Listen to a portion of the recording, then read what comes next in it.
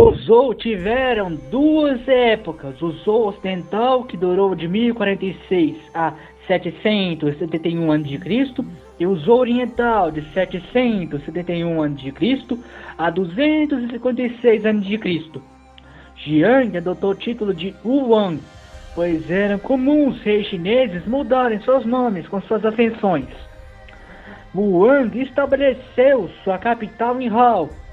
O triunfo do Zhou foi justificado pelo conceito de mandato do céu e coincidia pela vontade divina o direito de um homem justo e sábio de reinar. Durante o período do Zhou ocidental, o poder central era forte, mas descentralizado, pois os reis Zhou distribuíam territórios a parentes aliados leais, que se tornaram senhores feudais, garantindo tributos e apoio militar. A sociedade Zhou era hierárquica e baseada em ritos e cerimônias incipientes, com ênfase na ética, dever e lealdade.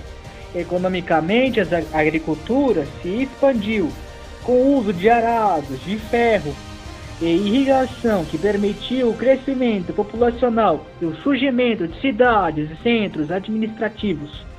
A cultura Zhou incorporou elementos do período Shang, incluindo a escrita oracular, mas desenvolveu novos sistemas de bronze e cerâmica, com inscrições ritualísticas que registravam eventos importantes de alianças e cerimônias religiosas.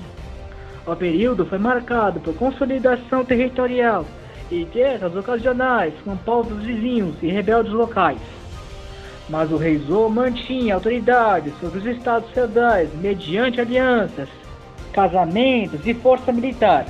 Apesar da descentralização, o Zhou ocidental criou instituições políticas que influenciariam a China por milênios, como a divisão feudal da terra, códigos de conduta para nobres e a ritualização da lealdade do poder. Mas a partir do século X a.C. para o século 8 a.C., o poder central do rei Zhou passou a declinar. Os senhores feudais ganhavam cada vez mais autonomia, cobrando tributos, e passaram a manter exércitos próprios.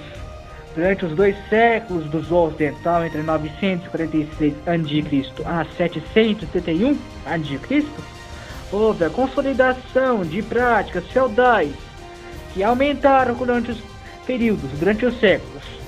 O poder do rei estava cada vez mais ligado à sua habilidade de manter alianças, controlar alianças familiares e entre nobres. Economicamente, a agricultura continuava a se expandir. O período do século IX a.C., ou seja, o século 800 AC, foi marcado pelo início do uso do ferro em arados e armas, na qual a China foi uma das primeiras a usar o ferro. O uso do ferro fortaleceu os estados feudais. A sociedade Zhou mantinha hierarquia rígida, mas com o aumento das tensões entre nobres e o aumento dos conflitos regionais, pois cada feudo desenvolvia cada vez mais tradições próprias. No período final do Zhou ocidental, entre 846 a 771, o poder central continuava a se enfraquecer e a autoridade dos senhores feudais crescia perante a autoridade do rei Zhou. Os reis Zhou enfrentaram crescente instabilidade política e revoltas internas e pressões dos povos nômades que vinham do norte, nas regiões da atual Mongólia e da Sibéria russa, e atacavam territórios Zhou. Esses povos eram chamados Qirong. O poder do rei Zhou se tornou simbólico, com sua capacidade de controlar os estados feudais diminuindo, enquanto o poder central aumentava bastante, tendo sobre seu poder grande contingente militar e podendo cobrar tributos. Nisso, nobres com feudos que na prática funcionavam como autônomos, mas de jure se proclamavam subordinados ao poder Zhou, cresciam cada vez mais. Mas o crescimento de terras estava se tornando cada vez mais um problema até para os feudos, uma perda de seus próprios territórios para outros nobres. Então, em 781 a.C., a situação culminou na invasão da capital, Hao, por povos ocidentais, junto a nobres feudais, insatisfeitos com o poder Zhou. A capital foi destruída e o rei Zhou da época foi morto. Então seu sucessor, o rei Ping, mudou a capital para Luoyang, marcando o início do período do Zhou Oriental. Apesar de uma breve revitalização do poder do Zhou, já 100 anos depois, em 681 a.C., o controle efetivo sobre os estados feudais diminuiu drasticamente outra vez, tornando os senhores feudais quase independentes. Durante o período, os reis Zhou enfrentaram constantes pressões de povos nômades do norte e de conflitos internos entre os estados feudais que estavam cada vez mais competindo por territórios e influência na China. Os reis realizavam cerimônias, rituais para legitimar sua autoridade, mas muitas vezes dependiam de diplomacia e casamentos estratégicos entre nobres para manter a ordem no seu reino. Entre os anos 731 a.C. a 551 a.C., a descentralização elevou-se ainda mais, com vários estados como Jin, Shen, Shu, Qi e Lu ganhando força própria. Cada magistrado começou a desenvolver suas próprias tradições. Tudo isso resultou em cerca de 622 a.C., no início do período conhecido como o período das primaveras e outonos, na qual o sistema feudal Zhou, que antes garantia unidade, se fragmentou em rivalidades entre muitos feudos entre os mais de 170 estados feudais da China daquele período, o que deu origem ao título de hegemônico ou Ba, concedido pelo rei Zhou a senhores feudais poderosos que prometiam proteger o trono Zhou em troca de reconhecimento de sua supremacia militar e política. O primeiro hegemônico foi o Duque Huan de Qi, entre 685 a 643 a.C., o que tornou Qi o estado mais forte da época, promovendo reformas administrativas, comerciais e militares no seu estado, além de liderar coalizões contra invasores nômades e contra o estado de Chu, no sul. Mas Huan morre em 643 a.C. e Qi perdeu o poder que tinha com ele. Nisso, o estado de Chu se expandiu com agressividade, confrontando Qi e outros reinos do norte. Nisso, os estados feudais passaram a travar guerras entre si de forma constante. E o esforço dessas guerras forçou os estados a se modernizarem, resultando num grande aumento de alfabetização entre nobres e intelectuais. O incremento na alfabetização estimulou a liberdade de pensamento e o avanço tecnológico nos estados feudais. Então, em 551 a.C., no estado de Lu, nasceu um homem chamado Confúcio, que cresceu vendo o declínio Zhou e as disputas entre os estados feudais. Ele escreveria nos seus chamados Anacletos os seus valores centrais, que o homem era bom por nascimento, mas seu corrompimento era de fato com o mundo.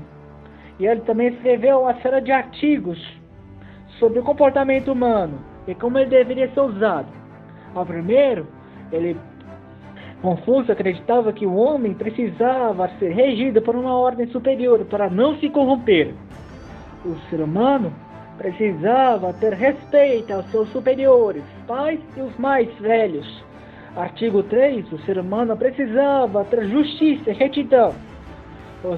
No artigo 4, precisava distinguir o certo do errado.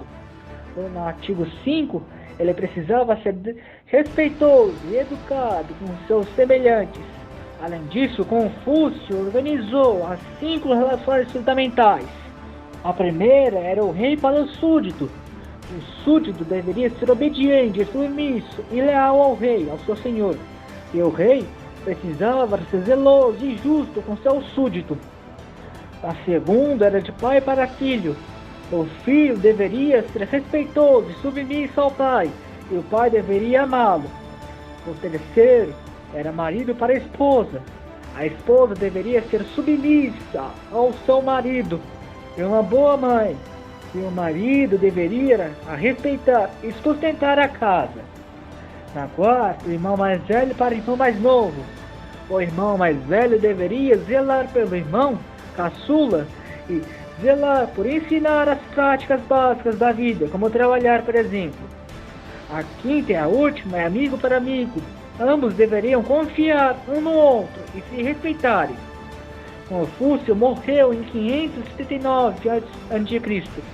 Nas suas ideias, o confucionismo segue vivo na China até os dias de hoje, naquela região, sendo prática de comportamento para muitos povos na Ásia, e não só na China.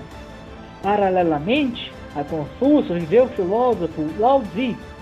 A ele se atribuiu a autoria do texto Tao Te Ching, texto fundador do taoísmo, uma prática que propunha a busca de harmonia com o Tao, ou caminho chinês, a valorização da passividade e a simplicidade como forma de viver em equilíbrio com a natureza e o cosmos.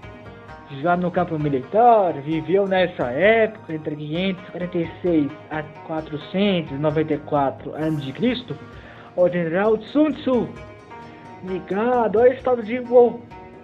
Sua obra, A Arte da Guerra, se tornou um manual de estratégia militar, junto a táticas militares, mas também de filosofia do poder, ensinando princípios de flexibilidade, disciplina militar, espionagem e o uso da inteligência sobre a força bruta. Sun Tzu defendia que o maior general era aquele que vencia sem lutar, desestabilizando o inimigo pela astúcia. Suas ideias se difundiram rapidamente na época, devido às necessidades urgentes da época na qual ele viveu. Politicamente, esse período assistia ao colapso final das primaveras e outonos. O título de hegemônico caiu em desuso nesse século VI para o século V, pois os estados feudais estavam muito poderosos e já não conheciam a supremacia do Zhou sobre eles.